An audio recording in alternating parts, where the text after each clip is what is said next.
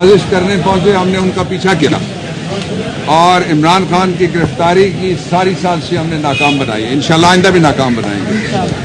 اور اس کے ساتھ ہی میں یہ بھی کہنا چاہتا ہوں کہ عمران خان کے خلاف سارے مقدمات جھوٹے ہیں، جو الزام تھے وہ سارے کے سارے جھوٹے ہیں، حکمران ہی جھوٹے ہیں۔ جھوٹوں کی جو کوئین ہے وہ کوئین آف انگلینڈ کے مرنے کے بعد اب لندن میں پہنچی ہے۔ تو میں آپ کو بڑے مزے کی باتیں بتانا چاہتا ہوں۔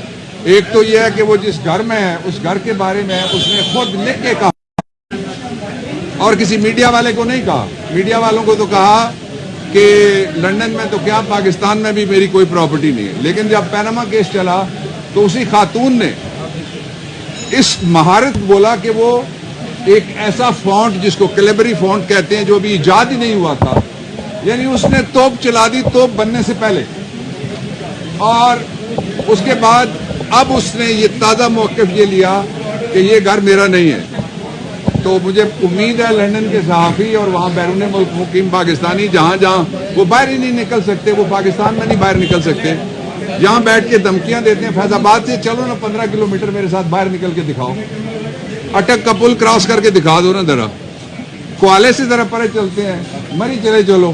یہ بند کمروں میں جہاں باہر ان کے لگے ہوئے ہیں گارڈز اور ان کی لگی ہوئی سرکاری بندوقیں، اس میں بیٹھ کے بڑھ کے مارتے ہیں صبح اور شام منسٹرز۔ اور ایک منسٹر نے بڑی قابل اعتراض بات کی ہے، اور وہ بات کی ہے اس نے پاکستان کی آرمڈ فورسز کے بارے میں وہ دہرانا نہیں چاہتا، لیکن وہ اتنی قابل اعتراض بات ہے کہ اس سے پہلے 70 سال میں شاید ہی کسی نے قابل اعتراض بات کی ہو۔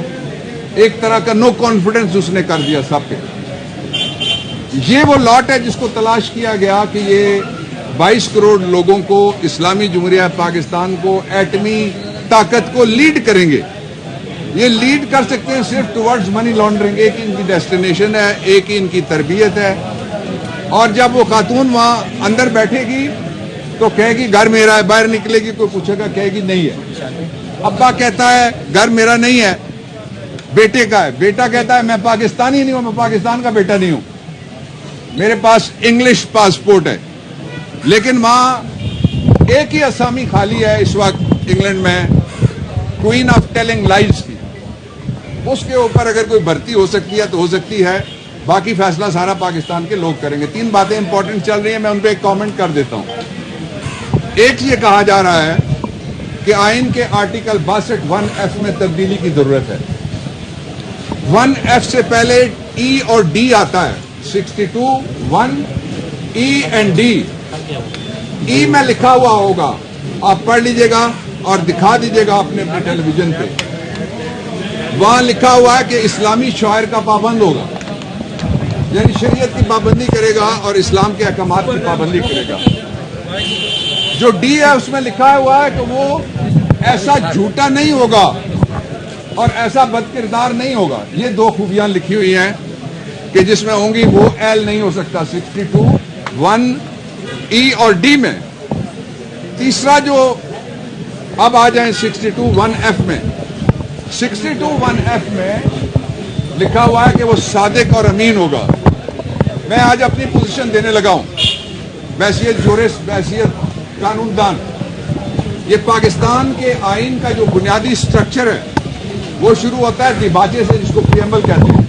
اس میں لکھا ہوا ہے کہ اس یونیورس پہ حکمرانی اللہ تعالیٰ کی ہے، اور پاکستان میں اللہ تعالیٰ کی حکمرانی کے مطابق ہم ریاست چلانے کی کوشش کریں گے۔ تو یہ 2 اسلامی دفعات ٹھیک ہے، ایک کیوں غلط ہے؟ اس کا سبب یہ ایک فیصلہ آیا، سمیع اللہ بلوچ کا کیس ہے بلوچستان سے، اور اس میں 2 سیاستدان نااہل ہو گئے۔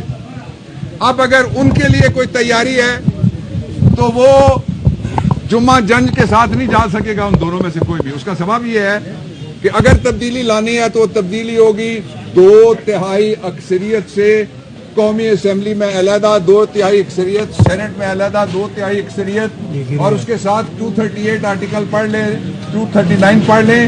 وہ بڑی لمبی سفر ہے۔ انشاءاللہ العزیز آئین میں اگر کوئی تبدیلی کر سکتا ہے تو وہ پاکستان میں ایک ہی شخص ہے، عمران خان۔ انشاءاللہ ہم 2/3 میجورٹی کے ساتھ آ رہے ہیں۔ اس پارلیمنٹ کو ہم پاکستان کی نمائندہ پارلیمنٹ نہیں سمجھتے، یہ پارلیمنٹ چوری سے آئی ہے, ڈاکے سے آئی ہے, رات کو آئی ہے, سائفر سے آئی ہے. ابھی آتے ہوئے میں عمران خان بات کر رہے تھے, 3 باتیں جو انہوں نے تسلیم